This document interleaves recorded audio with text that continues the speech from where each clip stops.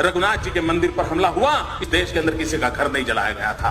अयोध्या में प्रभु राम जी के मंदिर पर हमला हो गया, वाराणसी में हमला हो गया, इस देश में कंकर नहीं गिरा है। मित्रों, गुजरात के अंदर अक्षरधाम पर आतंकवादी आए थे।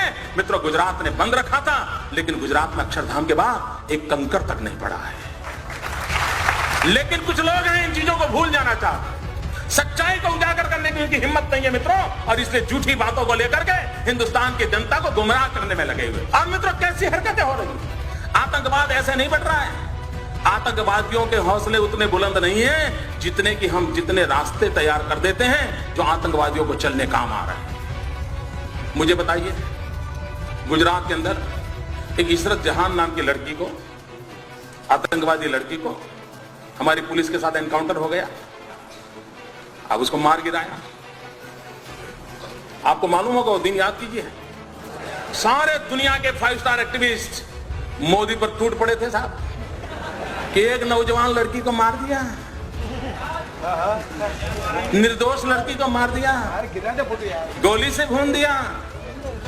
ये खुद आतंकवादी है, यहां तक चले गए। इतना ही नहीं मित्रों, इस प्रदेश के अंदर 5 स्टार एक्टिविस्ट कुछ मीडिया के मित्रों ने उसे एक बहुत बड़ी शहीद के रूप में उसकी जनाजा निकाला था। चद्दर चढ़ाने चले गए थे, चद्दर चढ़ाने चले गए थे, और एक पार्टी के नेता 1 लाख रुपया देकर के सब किया था, सब कुछ किया था। मैं चुप था, वैसे भी मैं ज्यादा बोलता नहीं, मैं सही जगह पर, सही भाषा में, सही समय पर बात करने का आदमी। सुबह शाम चीख कर अखबार की जगह खराब करने की मुझे आदत नहीं।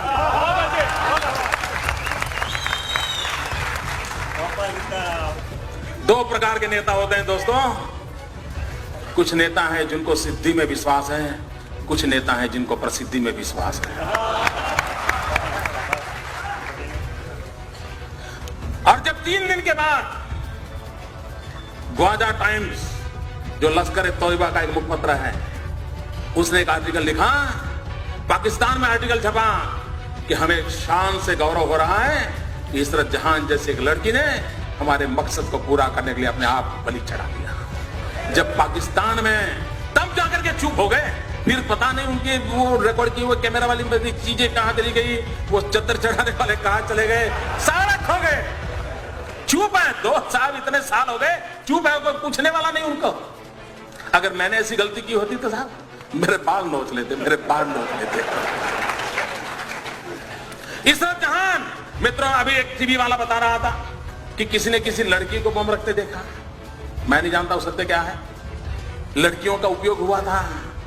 जिस दिन गुजरात ने इशरत जहान के एनकाउंटर में हत्या की, अगर महाराष्ट्र की पुलिस जाग जाती तो शायद ये लड़कियां बम रखने के लिए मैला नहीं होती।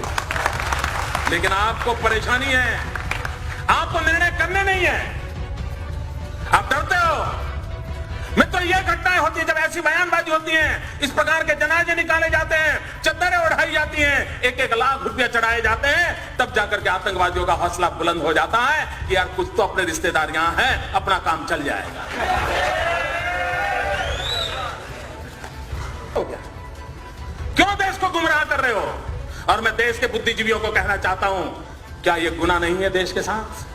क्यों उनका हिसाब नहीं मांगा जाता है? अगर मोदी गुनाह करता है तो आपको अधिकार है, और मैं सामने से कहता हूं अधिकार है, आप मेरी खाल उखाड़ लीजिए, लेकिन देश के हित में और लोग जो पाप कर रहे हैं उनसे भी तो देश को प्रशिक्षित कीजिए।